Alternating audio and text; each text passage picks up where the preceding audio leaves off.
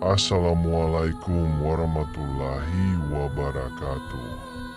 Penonton dan pendengar setia kisah horor 24. Alas Roban, hutan legendaris yang membentang di jalur Pantura, Jawa Tengah, sudah lama menyimpan berbagai cerita mistis. Setiap orang yang melewati kawasan ini pada malam hari pasti merasakan kehadiran sesuatu yang tak kasat mata.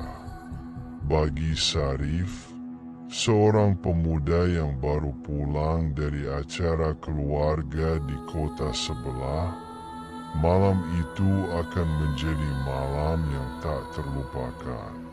Perjalanan Sarif awalnya berjalan lancar.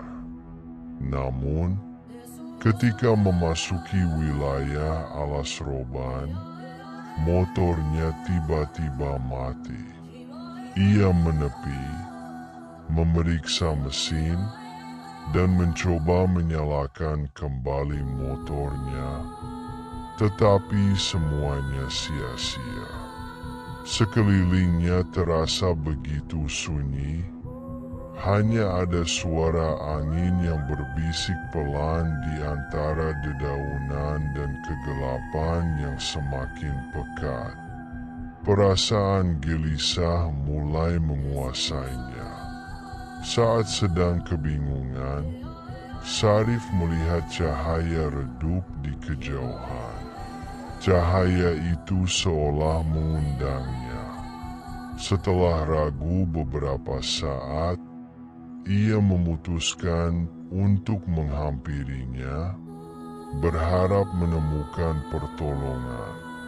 Ketika semakin dekat, Sarif menyadari bahwa cahaya itu berasal dari sebuah warung kecil yang berdiri di tengah hutan, dikelilingi oleh pohon-pohon besar.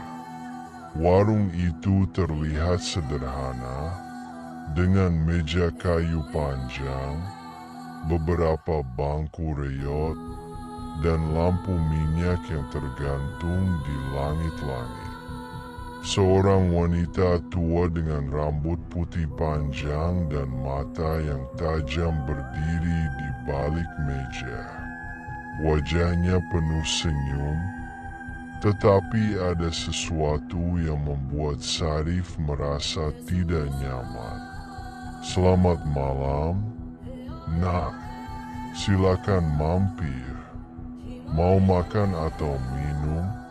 tanyanya dengan suara lembut. Sarif mengangguk. "Teh hangat saja, Bu," jawabnya, mencoba mengusir rasa takut yang merayap di dadanya. Wanita itu segera menuangkan teh dari sebuah poci tanah liat ke dalam gelas. Aromanya harum, menenangkan, dan anehnya terasa akrab, seperti teh yang biasa dibuat neneknya di kampung. "Silakan diminum. Teh ini bisa menghangatkan badanmu," ucapnya ramah. Sambil menyeruput teh, Sarif memperhatikan warung itu.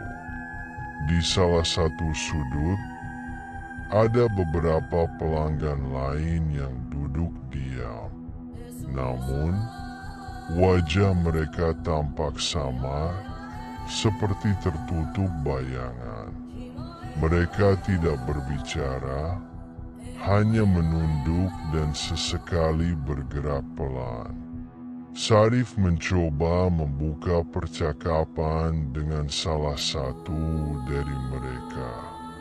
"Permisi, Mas, apa motor saya bisa dibantu perbaiki? Sepertinya ada masalah di mesin." Namun, orang itu hanya menoleh perlahan tanpa menjawab. Tatapan matanya kosong, seolah-olah dia tidak benar-benar ada di sana. Syarif merasa semakin merinding. Bu, warung ini buka sampai jam berapa?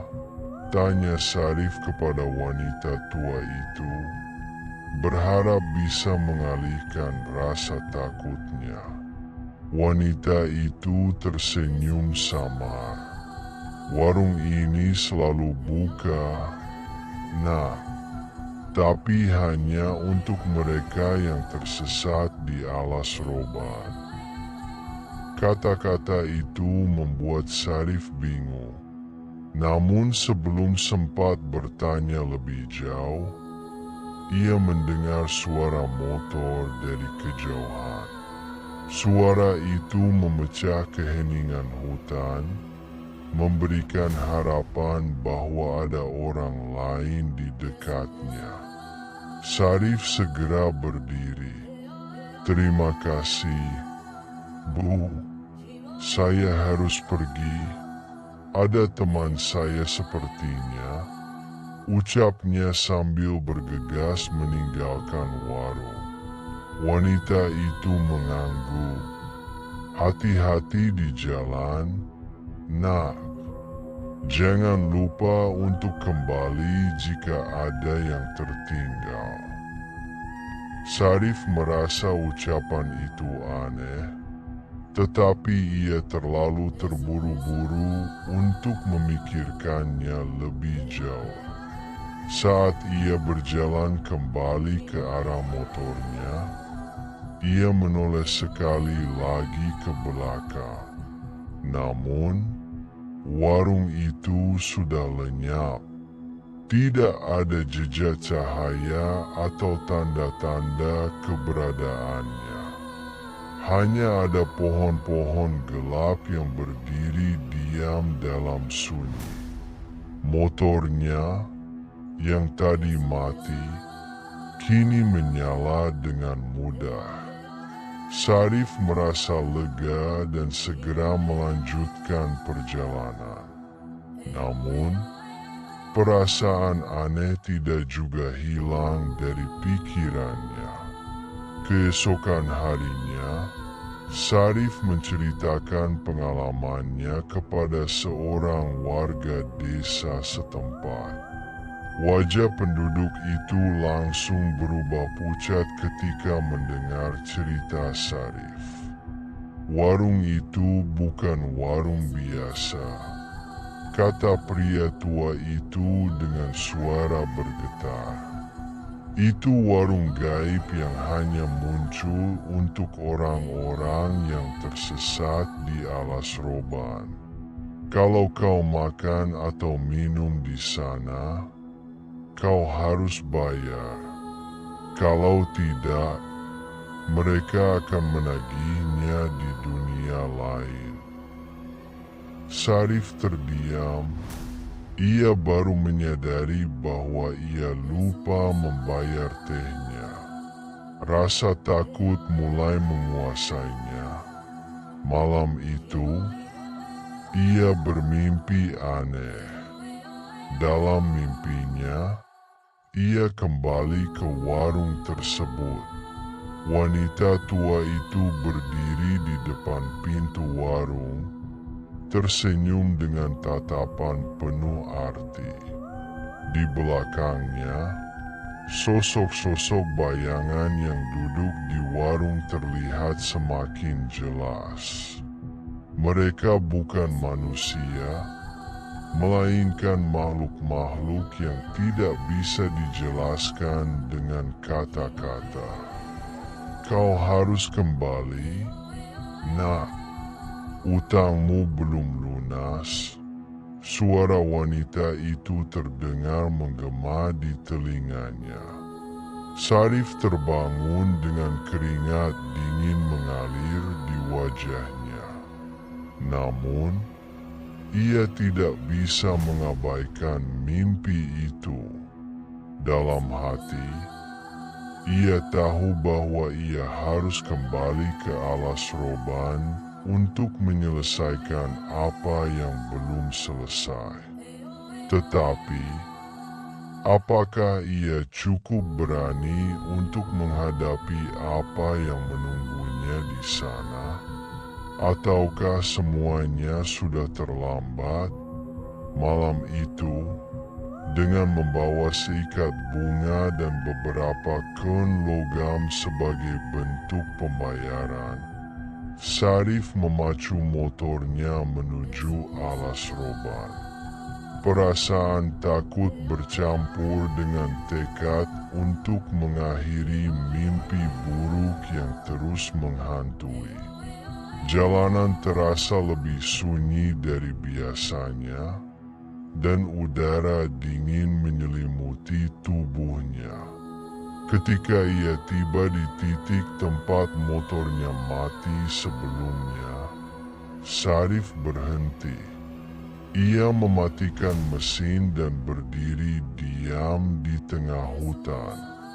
Sekelilingnya gelap gulita, tetapi ia mencoba memanggil keberanian. "Bu, saya datang untuk membayar utang saya," teriaknya ke arah kegelapan. Untuk beberapa saat, tidak ada yang terjadi. Namun, perlahan, angin yang awalnya dingin berubah menjadi hangat, dan kabut tipis mulai menyelimuti area sekitar. Dari kejauhan, cahaya redup muncul, sama seperti sebelumnya. Tanpa ragu, Syarif berjalan menuju cahaya itu. Warung kecil itu kembali muncul, persis seperti yang ia ingat. Wanita tua itu berdiri di depan pintu, tersenyum lembut seolah-olah sudah menunggunya. "Kau kembali, Nak. Aku tahu kau akan datang," katanya. Syarif mendekat dengan langkah ragu. "Bu, saya datang untuk membayar teh yang saya minum waktu itu. Maafkan saya karena lupa membayarnya," katanya sambil menyerahkan koin logam dan bunga yang ia bawa. Wanita itu mengambil koin dan bunga dengan anggukan pelan. "Kau melakukan hal yang benar, Nak.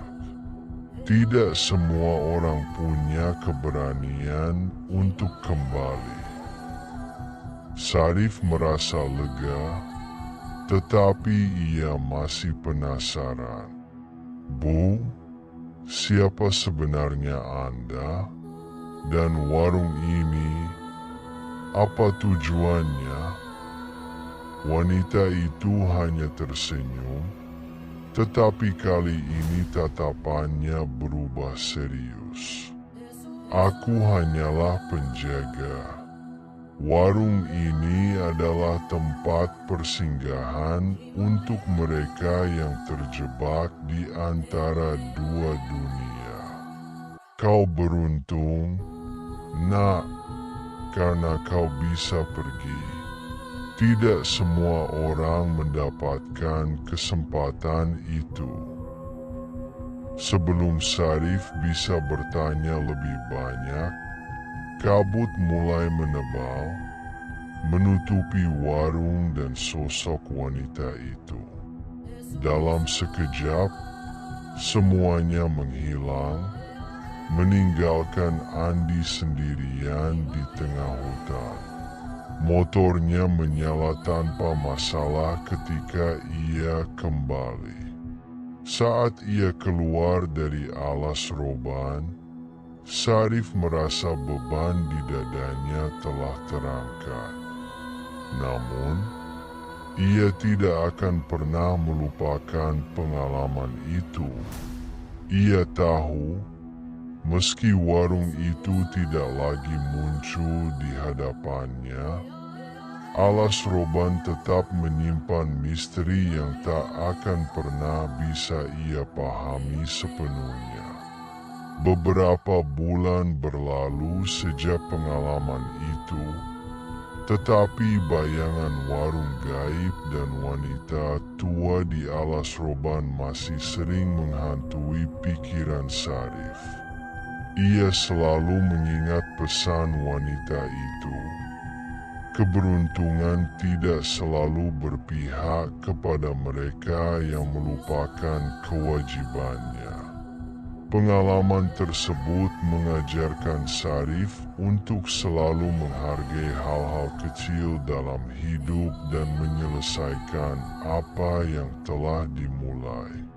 Kini, setiap kali melewati alas roban, Syarif selalu menundukkan kepala dengan rasa hormat, memberikan doa singkat untuk penghuni gaib hutan itu. Meskipun ia tak pernah lagi melihat warung tersebut, ia tahu bahwa entitas seperti wanita tua itu selalu mengawasi.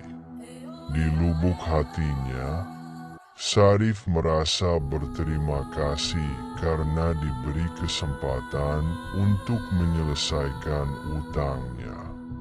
Cerita tentang warung gaib di alas roban menjadi salah satu kisah yang ia ceritakan kepada teman-temannya. Meski banyak yang tidak percaya, namun bagi Syarif, itu adalah pengingat abadi bahwa dunia ini lebih luas dan lebih misterius daripada yang ia bayangkan. Terima kasih telah menonton video channel kami. Tunggu video kisah horor 24 berikutnya. Jangan lupa like, subscribe, komen, share, dan klik lonceng notifnya agar tidak ketinggalan cerita kisah horor berikutnya.